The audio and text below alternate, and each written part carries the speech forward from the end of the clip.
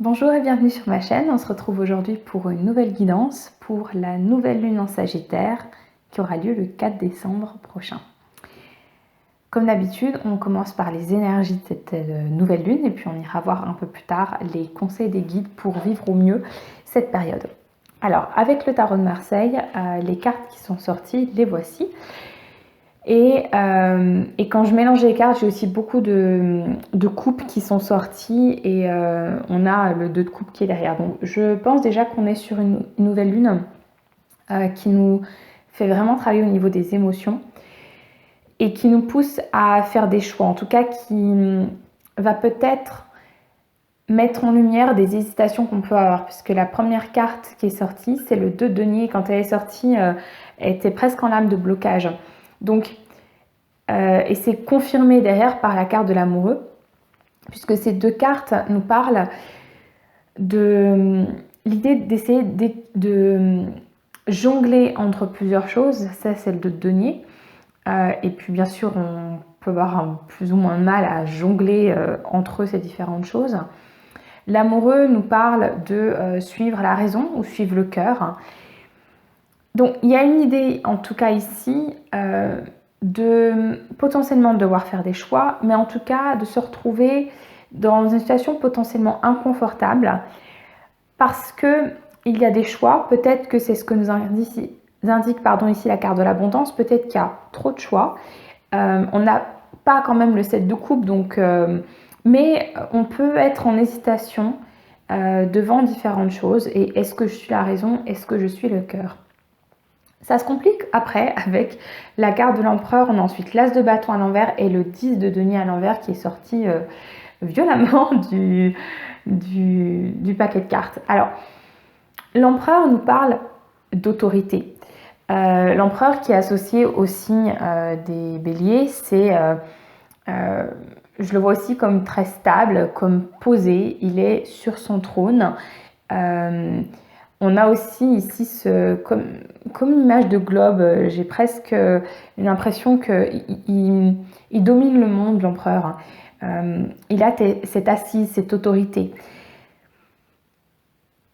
Soit ici c'est une réaction par rapport aux personnes extérieures qui pourraient avoir des attitudes de ce type-là, soit cet empereur c'est nous. Et j'ai la sensation en fait que face à cette nouvelle lune qui nous propose de regarder un petit peu les hésitations qu'on peut avoir, les choix qu'on peut avoir à faire, on va être tenté peut-être d'agir dans vers ce qui est le plus logique, vers ce qui semble le plus pérenne. Et j'ai l'impression que c'est pas forcément la meilleure solution parce que cet empereur il est tourné vers la gauche, c'est comme s'il était tourné vers le passé. Et j'ai la sensation que si on agit de cette manière-là, avec autorité, sans forcément se poser trop de questions, on va aller vers des blocages parce qu'on a l'as de bâton à l'envers, l'as de bâton qui normalement nous parle de feu, de passion, de se saisir de nouvelles opportunités, d'être dans une joie, une créativité nouvelle. Ici, il est bloqué. La carte est sortie à l'envers. On a également le 10 de denier qui nous parle de... C'est la petite maison dans la prairie, non, c'est pas forcément ça, mais le 10 de denier, c'est vraiment le fait d'être... j'ai l'anglais content qui nous parle de... j'ai plus la traduction à l'instant. C'est l'idée d'être satisfait, d'avoir tous les biens matériels qui sont satisfaits. C'est-à-dire qu'on a la maison, on a la famille, on a les animaux domestiques, on se sent bien au niveau matériel. Mais là, à nouveau, il est en lame de blocage. C'est comme si, avec la carte de l'originalité en dessous, c'est comme si on disait que cette nouvelle lune, elle va nous pousser face à l'abondance qui se trouve potentiellement autour de nous, à ne pas choisir la voie la plus évidente, mais au contraire à aller vers plus d'originalité.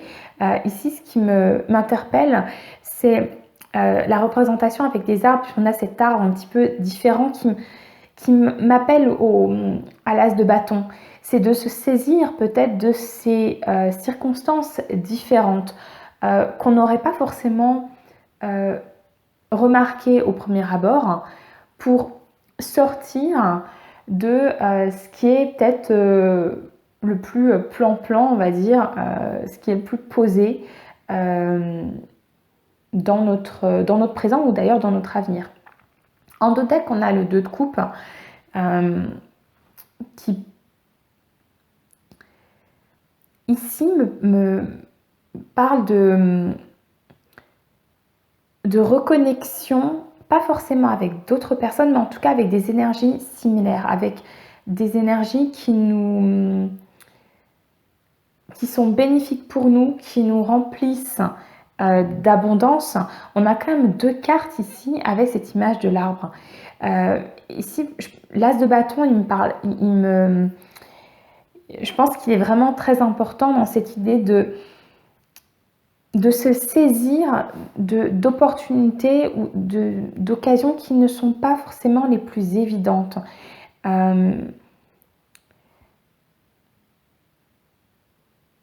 Pour aller vers une abondance qui est peut-être différente de ce à quoi qu'on aurait pu envisager par le passé.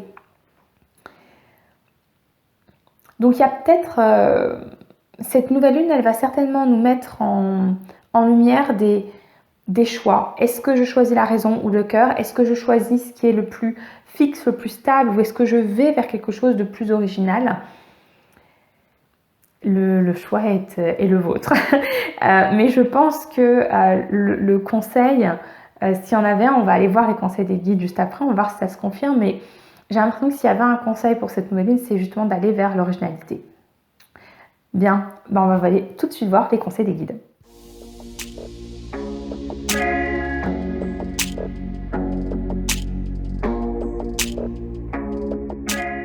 Alors en ce qui concerne les conseils des guides, c'est très intéressant parce que j'ai utilisé 2 jeux différents et les cartes qui sont sorties se complètent de façon assez hallucinante. Donc je les ai mises les unes en dessus des autres. On va commencer à regarder. Donc la première carte, c'est l'horloge.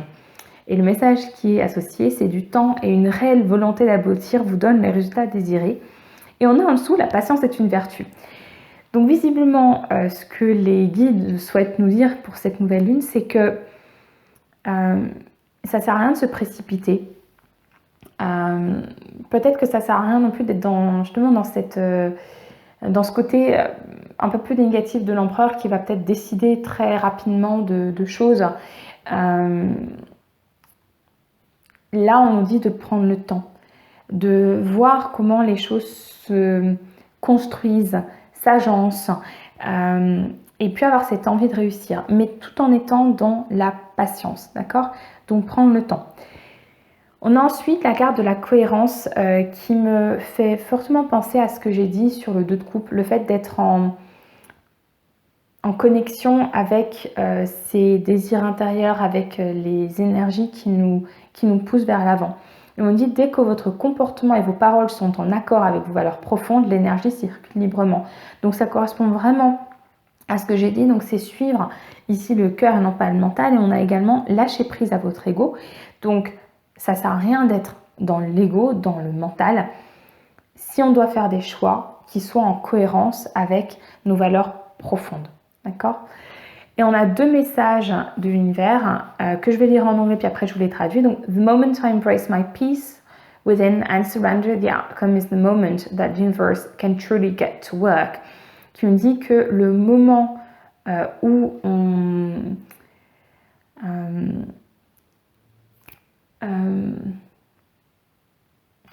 je vais trouver le mot. C'est pas, enfin, c'est embrasser, mais pas au sens propre.